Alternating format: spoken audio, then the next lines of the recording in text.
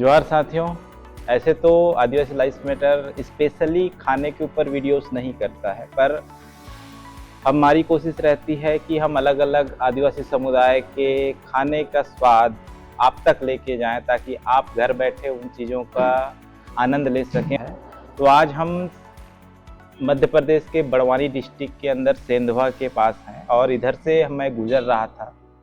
कैमरे के पीछे मेरे साथी हैं ऋतिक, तो उससे मेरी बात हुई कि हम कहीं पर रुककर कोई आदिवासी खाना टेस्ट कर सकते हैं का, जो कि इस सेंधवा क्षेत्र की या बड़वानी क्षेत्र के स्वाद को हमें दिखा पाएगा, किस तरीके का स्वाद इस क्षेत्र में होता है। तो ऋतिक भाई की तरफ से था कि सेंधवा में ही आदिवासी भाया करके एक ढाबा है, जहाँ पर हमें इस क्षेत्र के आदिवासियों से जुड़े हुए स्वाद और इधर की मिट्टी की स्वाद हमें मिल पाएगा। तो इंतज़ार क्या था, फिर हम पहुंच गए सेंधवा। तो अभी तो हमारे साथ विकास भैया हैं, जो कि आदिवासी भाया ढाबा के ओनर हैं और जो कि इस आइडिया को कहे इस जगह पे चला रहे हैं। तो विकास भैया, आपका स्वागत है आदिवासी लाइफ मैटर में।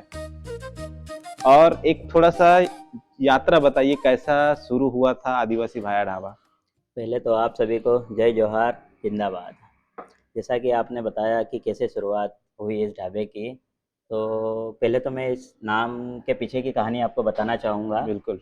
पहले मैं अपन बाज़ार जाता था, तो जो हमारा बाज़ार लगता है, अधिकतर शहरी क्षेत्रों में ग्रामीण लोग आते हैं, बाज़ार करने आते हैं, भीड़-भाड़ बहुत सी रहती है। तो बहुत से दुकानदार, कोई दुकान के सामने कोई आदिवासी खड़ा हो जाता तो उनको आवाज़ लगा के बोलता था, ए भाया गाड़ी थोड़ी आगे ले ले, ए भाया उधर हट जा। तो कहीं न कहीं मैं नाम सुनता रहता था, भाया भाया भाया। किसी आदिवासी को ये नाम अच्छा लगता था, किसी को बुरा लगता था। तो मेरे दिमाग में ये आया कि इस नाम को ही क्यों ना ब्रांड बनाया जाए। बिल्कुल। जो भी ये नाम लेगा तो उसे शान से सुनेगा, आदिवासी भाया बोला। तब से मेरे दिमाग में ये आया, जब भी मैं कुछ बिज़नेस करूँगा तो मैं ये नाम ज़रूर रखूँगा। तब से मेरे दिमाग में चल रहा था कि मैं नाम रखूँगा आदिवासी भाया। फिर 1 साल गुज़रा, फिर मेरे दिमाग में आइडिया आया कि अधिकतर हम होटलों में खाना खाने जाते हैं, पर वो स्वाद घर जैसा मिलता नहीं था। मेरे दोस्त बोलते हैं, हम रूम से रहते हैं, हम हॉस्टल में रहते हैं, पर एक खाना है जो हमको घर जैसा स्वाद नहीं दे पाता। तो मेरे दिमाग में आया कि अब मैं अपने जो पारंपरिक खाने हैं, जो स्वाद है आदिवासियों का, जो गाँव में बनाया जाता है, चूल्हे पे बनाया जाता है, जो स्वाद है वो होटलों में नहीं मिल पाता। तो क्यों ना इस स्वाद को हम होटलों तक पहुँचाया जाए।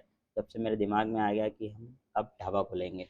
और शुरुआत मेरी ढाबे से नहीं हुई, चाय से हुई थी। तो हमने आदिवासी भाया कैफ़े से करी थी और मैंने चाय चलाई।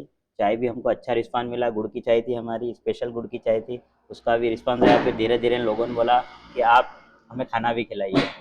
फिर वहाँ से शुरुआत हो गई है, फिर हमको और फिर अधिकतर होटलों में आपको तंदूरी रोटी मिल जाएगी, तवा रोटी मिल जाएगी और रुमाली रोटी मिल जाएगी। और क्या कमी थी, वो कमी हमने पकड़ ली थी, वो कमी थी मक्का की रोटी और बाजरे की रोटी। फिर हमने चाहा कि अब हम खिलाएँगे सबको मक्का की और बाजरे की रोटी।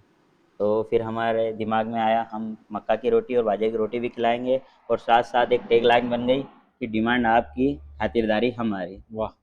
बाकी लोगों में किस तरीके का वो रुचि ले कह सकते हैं कि एक तो आदिवासी समुदाय के लोग तो आते ही होंगे, लेकिन दूसरे लोग इस ढाबे को किस तरीके से देखते हैं, अगर कोई बाहर से कोई आ रहा है तो? अधिकतर तो स्वाद के पर्पज़ पे और मक्का बाजरे की रोटी के लिए स्पेशल आते हैं, जी। क्योंकि घरों में पॉसिबल नहीं है कि मक्का बाजरे की रोटी हुँ। मिल सके। और अधिकतरों को आदिवासी तो ठीक है, ये आदिवासी बहुल क्षेत्र है, वहाँ अधिकतर लोग गांव में बना लेते हैं, पर शहरी क्षेत्रों में शहरी लोगों को ये चीज़ आती नहीं है। और आती भी है तो वो स्वाद नहीं मिल पाता जो आदिवासियों के हाथ में है। बिल्कुल। तो वही स्वाद हम उनको हमारी आदिवासी भाया ढाबे पे देते हैं और बिल्कुल। डिमांड भी उन्हीं की रहती है। अधिकतर शहरी क्षेत्र के लोग भी आते हैं और तारीफ़ भी करते हैं कि हमको आदिवासी ढाबे का खाना और आदिवासी स्टाइल में खाना है।